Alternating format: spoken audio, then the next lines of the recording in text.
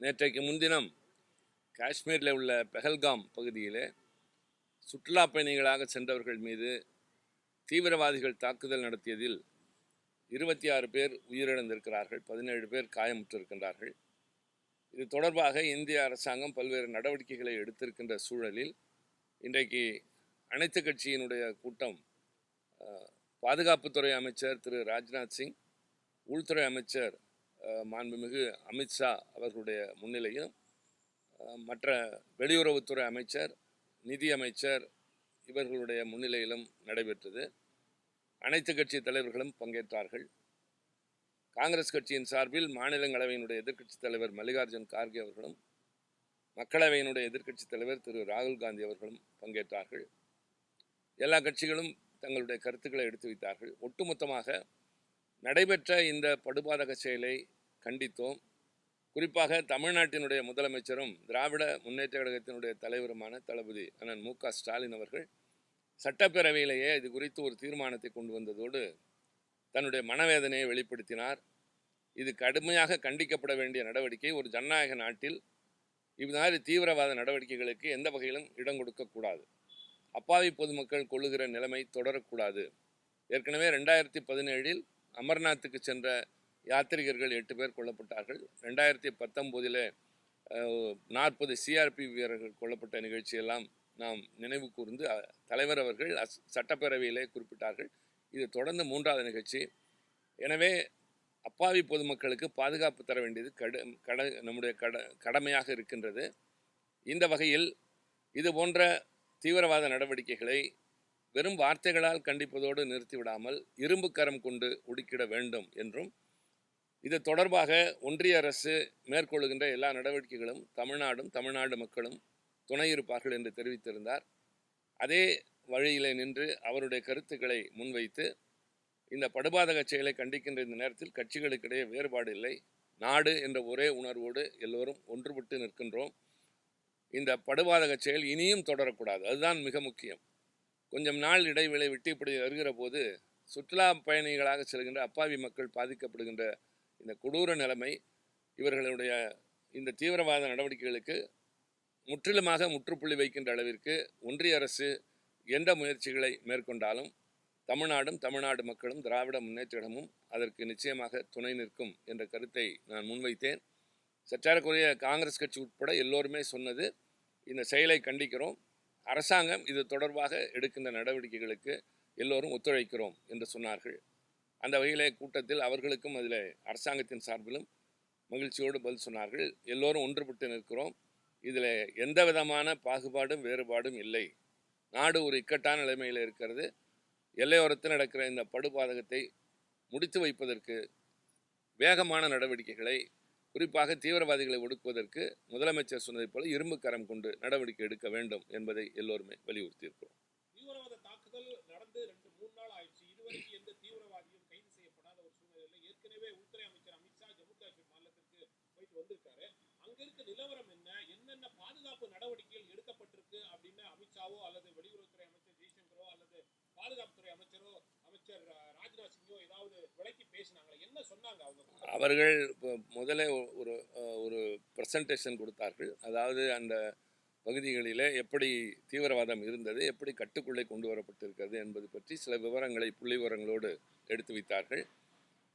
இப்பொழுது நடைபெற்றிருக்கிற இந்த நிகழ்ச்சி தொடர்பாக பல்வேறு நடவடிக்கைகளை மேற்கொண்டிருப்பதாக சொன்னார்கள். அது குறித்து தீவிரமாக பேசுவது இந்த நேரத்தில் அது சரியாக இருக்காது என்பதை எல்லோருமே உணர்ந்திருந்தோம். ஆக அரசாங்கம் அவர்களை கைது செய்யவோ அல்லது அந்த அமைப்பின் மீது தேவையான நடவடிக்கைகளை எடுக்கவோ என்ன விதமான முயற்சிகளை மேற்கொள்ள வேண்டுமோ அதை நிச்சயமாக மேற்கொள்வார்கள் என்று நாம் நம்புகின்றோம். ஒன்றிய அரசுக்கு இதில் மிகப்பெரிய கடமை இருக்கிறது. உள்துறை அமைச்சகத்துக்கும் இருக்கிறது, வெளியுறவுத்துறை அமைச்சகத்துக்கும் இருக்கின்றது, அதே போல் பாதுகாப்புத்துறைக்கும் இருக்கின்றது. இப்போது இந்தியா சில நடவடிக்கைகளை பாகிஸ்தான் மீது மேற்கொண்டிருக்கிறார்கள். அதே போல் இந்த தீவிரவாதிகள் தாக்குதல் நடத்தியவர்களை பற்றிய ஓரளவு விவரங்கள் கிடைத்திருக்கின்றன. அவர்களை எப்படி இந்த அரசாங்கம் கையாளப் போகிறது என்பதை பொறுத்திருந்து பார்ப்போம், நம்புவோம். நிச்சயமாக மக்களுடைய மீது இருக்கிற அக்கறையின் காரணமாக இந்த அரசாங்கம் சரியான நடவடிக்கை எடுக்கும் என்று நாம் நம்புகிறோம், அதையே வலியுறுத்துகிறோம்.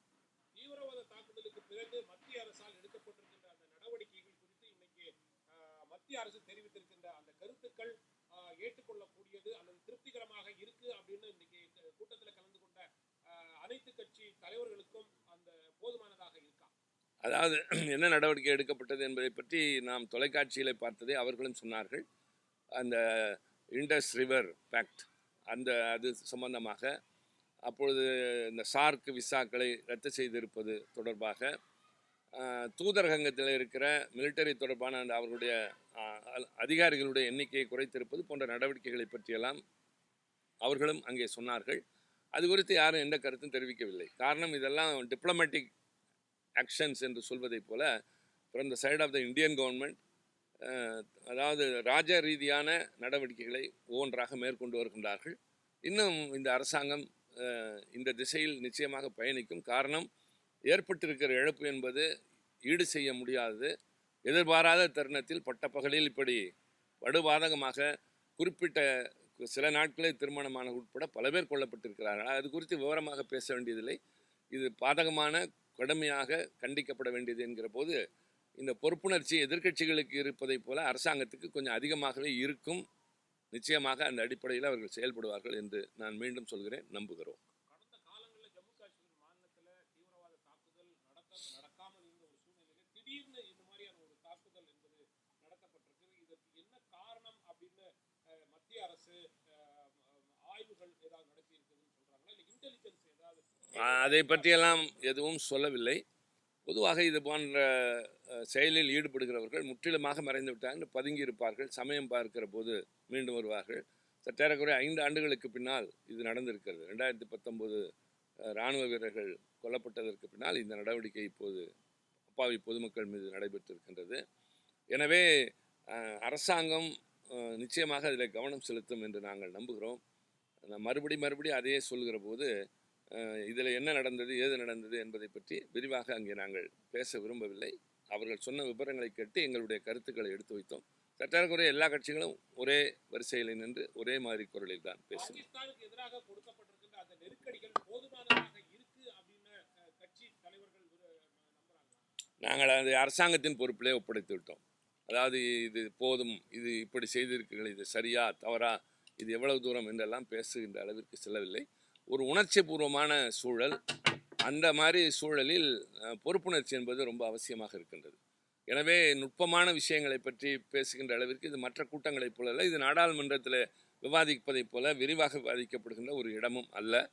எனவே நம்முடைய கன்சர்ன்ஸ், நம்முடைய கவலையை தெரிவித்திருக்கிறோம், நம்முடைய எதிர்பார்ப்பை தெரிவித்திருக்கிறோம், ஒத்துழைப்பை எல்லோரும் உறுதி செய்திருக்கிறோம். அதிகப்படியான மக்கள் கூடுற அந்த இடத்துல பாதுகாப்பு இல்லாத ஒரு சூழ்நிலை இருந்திருக்கு. அதனாலதான் இவ்வளவு பெரிய ஒரு கேஷுவாலிட்டி நடந்திருக்கு அப்படின்றது வெட்ட வெளிச்சமாக தெரிகிறது. இதை ஏதாவது அரசியல் கட்சிகள் இந்த கூட்டத்தில் அரசிடம் தெரிவித்தாங்களா? ஊடகங்களிலே நீங்கள் சொல்லுகிற கருத்து, பல வகைகளிலே சமூக வலைதளங்களில் வருகின்ற கருத்து, இதையெல்லாம் இது போன்ற இடங்களில் அங்கே சென்று விவாதித்தோம் என்றெல்லாம் சொல்ல முடியாது. நாங்கள் உண்மையிலேயே சொல்கிறோம், ஒரு எதிர்க்கட்சியாக இருந்து கொண்டு அரசாங்கத்தை விரல் நீட்டி குறை சொல்லி குற்றம் சொல்லி என்ன தவறுகள் என்று சொல்வதை விட இந்த நேரத்தில் ஒத்துழைப்பது. காரணம், இந்தியா ஒற்றுமையாக இருக்கிறது, இங்கே கட்சி வேறுபாடுகள் இல்லை. அதாவது 62 சீன ஆக்கிரமிப்பின் போது ஒரு பெரிய முழக்கத்தை, கொள்கையை கைவிட்ட கட்சி திராவிட முன்னேற்ற கழகம், திராவிட நாடு கோரிக்கை கைவிட்ட கட்சி. அதே போல் 71 நடைபெற்ற தேர்தலில் தலைவர் கலைஞரை போல அந்த போருக்கு நேரத்தில் அதிகபட்ச நிதியை வேறு எந்த மாநிலம், உத்தரப்பிரதேசம் கூட தரவில்லை. அது மாதிரி இப்பொழுது இருக்கிற முதலமைச்சரும் தளபதி அண்ணன் ஸ்டாலின் அவர்கள் மிக பொறுப்புணர்ச்சியோடு சட்டப்பேரவையில் பேசியதும் கருத்துக்களை தெரிவித்ததும், அதே நேரத்தில் இந்த வன் செயலை கடுமையாக கண்டித்ததும், 2 நிலைகளிலும் அவர் தெளிவாகவே பேசினார். தீவிரவாதத்தை இரும்பு கரம் கொண்டு அடக்க வேண்டும் என்று சொல்லியிருக்கிறார். அடுத்து இந்த அரசாங்கம் இது தொடர்பாக எடுக்கிற நடவடிக்கைகளுக்கு தமிழ்நாடு மக்களும் ஒத்துழைக்கும் என்று பொதுக்கூட்ட மேடையிலே அல்ல, சட்டப்பேரவையிலேயே அவர் தன்னுடைய கருத்தை தெரிவித்திருக்கிறார். அதுதான் எங்களுடைய நிலைப்பாடு.